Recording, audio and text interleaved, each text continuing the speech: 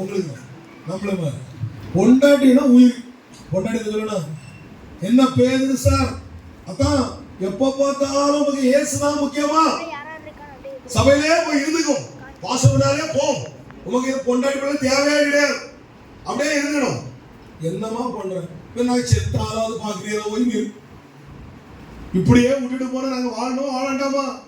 சரி என்னதான் நடந்துச்சு? எங்க அம்மாவுக்கு காய்ச்சல், எங்க அம்மா காய்ச்சல்னா நீ வந்து ஜாலியா ஊச்சிட்டு இருக்கிறீரோ, உங்களை ஊத்திட்டு இருக்கிறாங்க மூலிகை கூட புதுசாக தடவை விட்டுருது. இவர் என்ன பண்ணுவார் பாவம், ஐயோ கிடைக்காம ஒரு பொண்டாடி கிடைச்சிட்டா, அதுல ஒரே ஒரு மாமியாருக்கு காய்ச்சல்.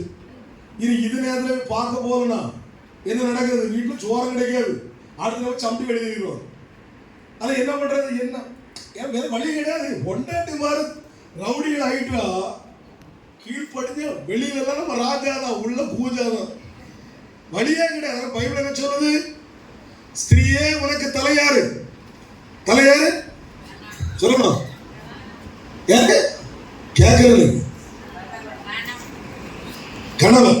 அது ஏன் ரொம்ப மெல்ல வருது, அது ஸ்லோ மோஷன் வருது, யோசித்து பேசுறியா? இதெல்லாம் சொல்லணுமா? நாங்கள் புதிய யுகத்தில் இருக்கிறோம், நாங்கள் இங்கெல்லாம் எல்லாம் சமம், சரிக்கு சமம், சரிக்கு சமம்தான். இயேசு சமதான் இருந்தாரு, தேவனுக்கு சமமா இருந்தோம், தன்னைத்தானே வெறுமையாக்கி அடிமையின் ரூபம் எடுத்து பூமியில் வந்தாரா இல்லையா? நம்ம ஆணும் பெண்ணும் சமம்தான், ஆனா வேதத்தினுடைய கட்டளையின்படி கீழ்ப்படியணுமா வேண்டாம்? அப்ப கீழ்ப்படிஞ்சாதானே புருஷன் தலையா இருப்பாரு, தலையா இருந்தாதானே இயேசு தலையாவாரு. அவதான் வீடு ஒழுங்கா இருக்கும், நல்லா இருக்கும். அவ்வளவு விஷயம் தெரியுமா? எந்த வீட்டுல பெண்ணாதிக்கம் அதிகமா இருக்குதோ தப்பு நல்லா கவனிக்கும். அப்ப எல்லாருக்கும் ஒழுக்கம், நல்லொழுக்கம் வேண்டும். ஒரு தாம்பத்திய வாழ்க்கையில் ஒரு ஜோடி 120 வருஷம் ஆணுடைய சித்தத்தின்படி தீர்காயுசாக வாழ்ந்து மறிக்க வேண்டிய நாள் வரும் என்றால் கணவன் மனைவி ஒருமனப்பட்டவர்களாக இருக்க வேண்டும், வசனத்தை கீழ்ப்படிந்தவர்களாக இருக்கணும். வசனம் சொல்ற மாதிரி கணவன் நல்லவராக இருந்தா, நான் நல்ல கணவர் பத்தி பேசியிருக்கேன், குடிகார கணவர் பத்தி பேசியிருக்கேன். குடிகார கணவர் இருந்தா உங்களுக்கு இயேசுதான் தலை, உங்களுக்கு கணவர் தலை கிடையாது. நான் ரட்சிக்கப்பட்ட ஒரு கணவன் உங்களுக்கு இருந்தா சொல்றேன். அப்படி இருக்கும்போது கணவர் கீழ்ப்படிந்து இருந்து அந்த வீட்டை பராமரித்தால் கணவனும் மனைவியும் வாழும் வரை சேர்ந்து தீர்காயுசாக மறிப்பார்கள். இல்லைன்னா மோசை சொல்ற மாதிரி 60-70 அதான் அடிச்சுக்கிட்டு 10 டேப்லெட் 20 டானிக்கு ஆபரேஷன், அதை விட்டு இதை விட்டு அதை உடைய. ஒருவன் தன்னைத்தானே சோதித்தறிந்து அந்த வார்த்தையின் பக்கம் திரும்புவானா, நன்மை திரும்புவதை பின்தொடரும், தேவன் பக்கமாய் தொடர், அவரை பின் செல்வி ஒப்பு கொடுப்பார்.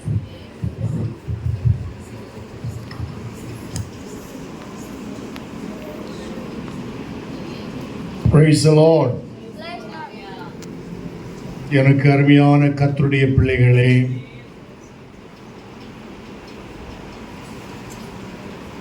பேதுருவுடைய அனுபவங்களிலிருந்து சில சத்தியங்களை நாம் கேட்டோம்.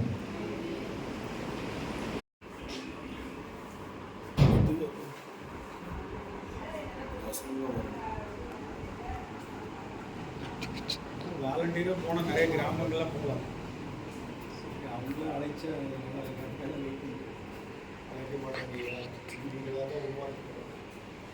கொஞ்சம் இடையில இது சிக்கானவங்க நான் இறந்து போயிட்டேன்னு சொல்லி அப்படி கூட விரும்ப மாட்டேன், அப்படி கூட ரிக்வஸ்ட் அனுப்பிச்சா என்ன பண்ண ப்ரேயர் பண்ணோம், அது பேசாமல் இருக்கணும்.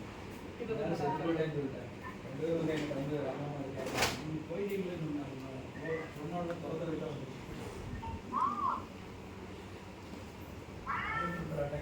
வீட்டுக்காரர்களே போகுது. டிவி சொல்ற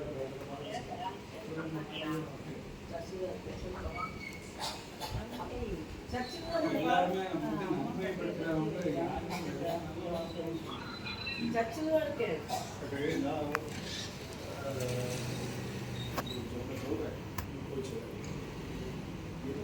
சொல்றேன்.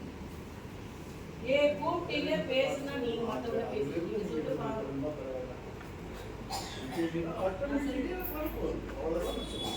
அவங்க சொல்லி போயிட்டு நம்ம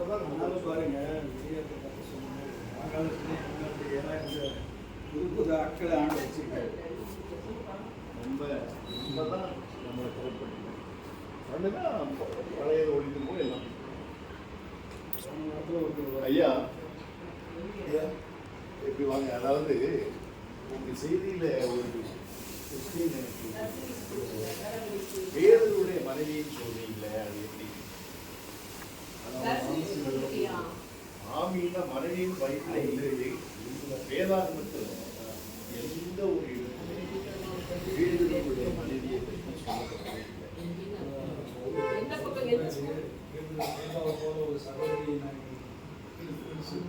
அப்படின்னு இருக்குது. ஆனா மனைவியின் உள்ள வார்த்தையே இல்லை.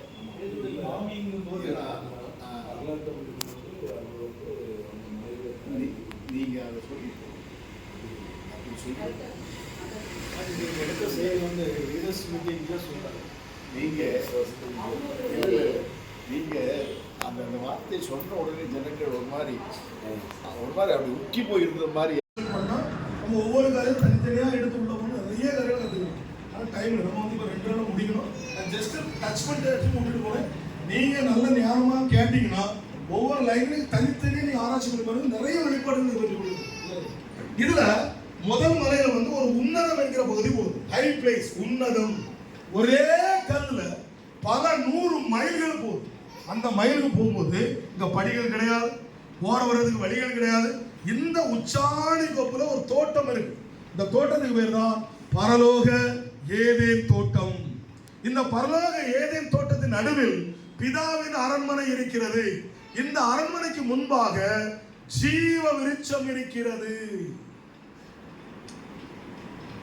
இந்த இடத்துல யார் போயிருக்கா? யார் போனா?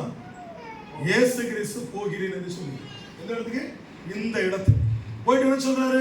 கோயம்புத்தூர் சிட்டிக்குள்ள வந்திருக்கிறோம். வேற லெவல், இது அடி வேற லெவல்ல கட்டிடங்கள்.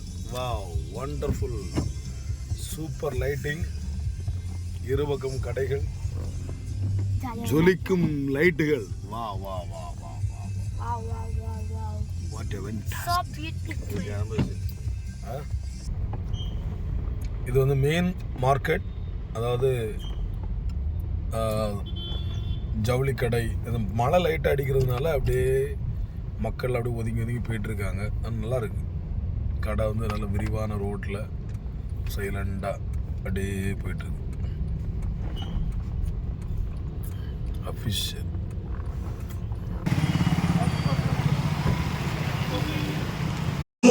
தேவனுடைய வார்த்தையை பின்பற்றுவதற்காக, அவருடைய ஊழியத்தை செய்வதற்காக அழைக்கப்பட்டது. ஆண்டவரே, நான் உம்முடைய சந்நிதியிலே பெற்ற ரட்சிப்பை நான் பக்குவப்படுத்திக் கொண்டேனோ, நான் பாதுகாத்துக் கொண்டேனோ, என் ரட்சிப்பு எப்படியாக இருக்கிறது, என் அனுதின வாழ்க்கையிலே என் எண்ணங்கள், சிந்தனைகள் என்பதை ஒருமுறை நாம் மறுபரிசீலனை செய்வோம். நம்மை நாமே ஒப்புக் கொடுப்போம்.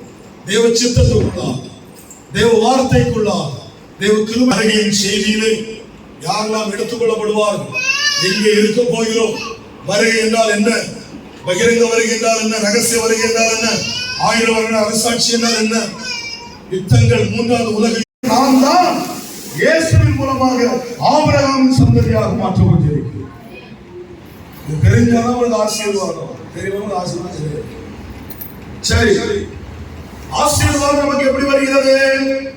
ரோமர் 15:29. நான் உங்களிடத்தில் வரும்போது கிறிஸ்துவினுடைய சுவிசேஷத்தின் சம்பூர்ணமான ஆசீர்வாதத்தோடு, கிறிஸ்துவினுடைய சுவிசேஷத்தின் சம்பூர்ணமான ஆசீர்வாதத்தோடு வருவீர்கள்.